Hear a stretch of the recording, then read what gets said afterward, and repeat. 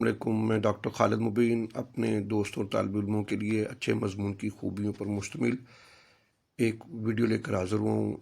عذرائے کرم اس ویڈیو کو پورا دیکھیے گا اور اس پر لائک اور کمنٹ بھی کیجیے گا۔ ایک اچھے مضمون کی خوبیاں کیا ہونی چاہیے؟ سب سے پہلے تو دیکھتے ہیں کہ مضمون نگاری کا فن ہے کیا، پھر اس کی اسلوب کے حوالے سے اقسام دیکھتے ہیں اور پھر اچھے مضمون کی خوبیوں پر نظر دوہراتے ہیں۔ مضمون عربی لفظ ہے، معنی ضمن میں لیے ہوئے یا پوشیدہ بات، اور اصطلاحی معنی ہیں کسی مقررہ موضوع پر اپنے خیالات، جذبات، مطالعے اور معلومات کو تسلسل کے ساتھ مدلل انداز میں تحریر کرنا مضمون نگاری کہلاتا ہے۔ یعنی کسی موضوع پر منتشر خیالات کو ایک منطقی ترتیب دے کر پیش کرنا مضمون نگاری ہے۔ تو دو چیزیں اس میں اہم ہیں، ایک عنوان، دوسرا اس کے مواد۔ بنیادی مقصد کیا ہے؟ قارئین تک اپنا پیغام واضح، دلکش اور اثر انگیز انداز میں پہنچانا اور انہیں قائل کرنا۔ اب ذرا اسلوب کے حوالے سے مضمون کی قسمیں دیکھتے ہیں تو ویسے وہ تو زیادہ ہیں، لیکن عمومی طور پر دیکھا گیا ہے کہ علمی و توضیح، بیانیہ و تحریری، استدلالی و فکری، تنقیدی و ادبی جو انداز ہے اسلوب کا، وہ زیادہ تر استعمال کیا جاتا ہے۔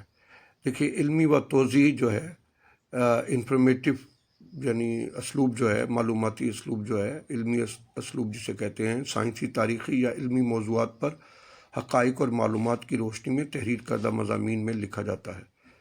بیانیہ تحریری کسی واقعے، سیر و تفریح، مناظر، فطرت یا شخصیت کا آنکھوں دیکھا حال اور اس کی عکاسی ہے۔ استدلالی و فکری مختلف نظریہ ہائے فکر پر دلائل و شواہد کے ذریعے اپنے موقف کو ثابت کرنا۔ تنقیدی و ادبی کریٹیکل جو سٹائل ہے، ادبی شاہکاروں، کتابوں یا فکری موضوعات پر ان کا تجزیہ کرتے ہوئے تنقیدی انداز میں لکھا جاتا ہے۔ تو جو سٹائل ہے، بوفو نے کہا تھا کہ دس سٹائل دا مین ہم سیلف، ہر آدمی کا لکھنے کا انداز مختلف ہوتا ہے، لیکن ایک ہی مضمون میں بعض اوقات یہ تینوں چاروں اسلوب استعمال کیے جاتے ہیں۔ اب مضمون کے بنیادی حصوں پر ذرا ایک تعارف حاصل کرتے ہیں۔ تین میجر حصے اس کے مضمون کے تصور کیے جاتے ہیں۔ پہلا حصہ تمہید ہے، دوسرا نفس مضمون ہے، تیسرا جو ہے اختتام یا کنکلوژن۔ مضمون کا جو آغاز ہے وہ شاندار یعنی ایسا ہونا چاہیے کہ قاری کی توجہ مبذول کروائے۔ میں نے باقی کئی ویڈیو میں باقاعدہ آغاز لکھ کر بھی مثالوں کے طور پہ پیش کیا ہے۔ تو دوسرا حصہ مضمون کا اصل اور مرکزی حصہ ہے، جس میں تمام معلومات، دلائل و تفصیلات درج کی جاتی ہیں، اور تیسرا حصہ جو ہے وہ پورے مضمون کا حاصل کلام، نتیجہ یا آپ کریں جو خیالات آپ نے پیش کیے اس کو سمیٹنا ہے۔ اب ذرا ان تینوں کا ایک جائزہ لیتے ہیں۔ تمہید یا تعارف، جامع اور دلکش آغاز ہونا چاہیے مضمون کا، جملہ دلچسپ ہونا چاہیے کہ پڑھتے ہی قاری کے ذہن پر اثر طاری ہو جائے۔ مثلا ڈاکٹر مولوی عبداللہ کا مضمون جو ہے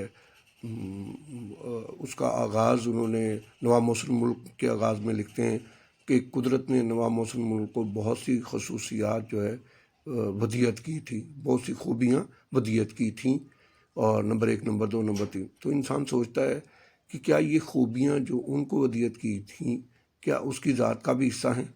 تو دلچسپی بڑھتی ہے، یا یہ سوچ کر کہ نواب صاحب میں اور کون کون سی خوبیاں ہیں، انسان سارا مضمون پڑھ لیتا ہے۔ اب دیکھیے، پہلے سے ہی میں موضوع سے ربط ہونا چاہیے، تعارف کا براہ راست تعلق اصل موضوع سے ہونا چاہیے، غیر ضروری طوالت سے پرہیز کریں، اور اس میں اشعار، اقوال کا مناسب استعمال کریں۔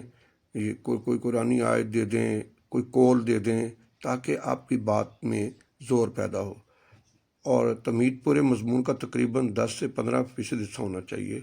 دوسرا حصہ نفس مضمون، جسے اس کی مین جو ہے حصہ کہا جاتا ہے، اس میں معلومات اور علم کا اظہار کیا جاتا ہے۔ نفس مضمون میں مصنف کے مطالعے، مشاہدے اور موضوع کے بارے میں معلومات کا گہرا عکس نظر آتا ہے۔ یہ مضمون کا سب سے بڑا حصہ ہوتا ہے۔ پھر اس میں پیراگرافنگ اور تسلسل بیان یا خیالات کا ख़ास ख्याल رکھنا چاہیے، اور ہر پیراگراف میں ایک نئی بات کی جائے، اور پیراگراف آپس میں جڑے ہونے چاہیے، جس طرح کے سیڑھیاں جو سٹیپ بائی سٹیپ جڑی ہوتی ہیں اور ہمیں نیچے سے اوپر لے جاتی ہیں، اس طرح مضمون بھی ہونا چاہیے جو ہمارے خیالات کو ایک ترتیب میں جو ہے آگے بڑھانا چاہیے۔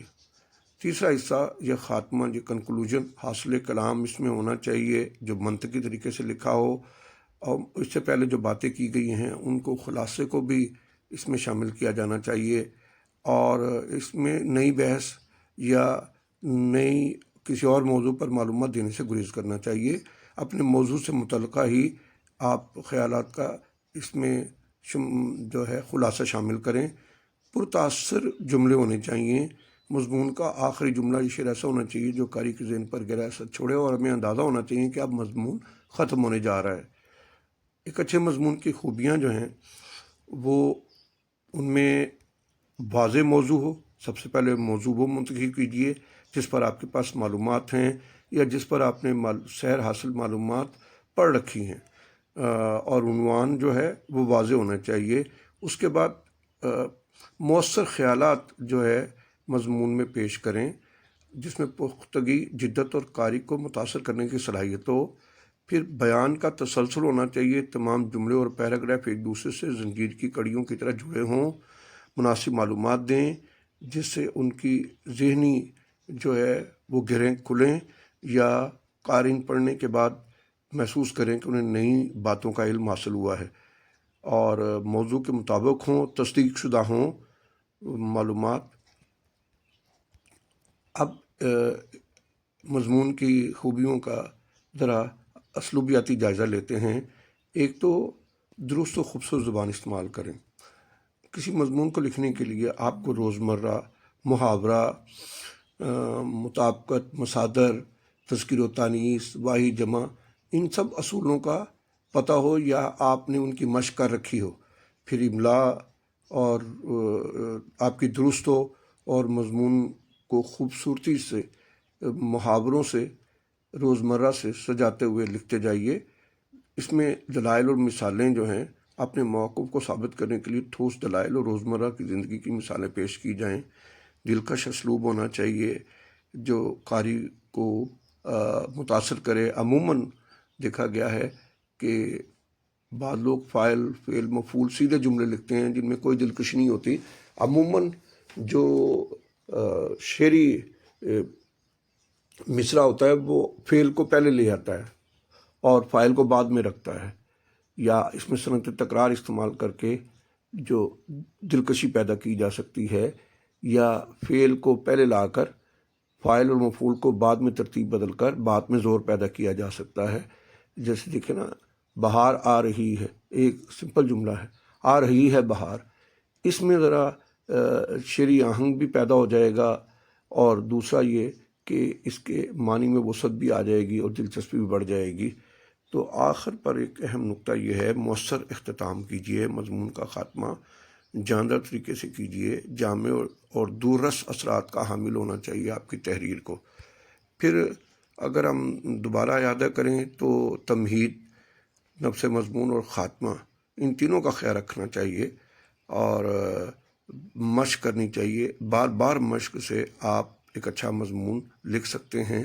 آپ کے مضمون میں جملہ سازی، پھر اس کے بعد اقتباس، اور اوورال مضمون میں آپ کے خیالات کی ایک دلکش ترتیب ہی دراصل آپ کے مضمون کو اچھا مضمون بناتی ہے۔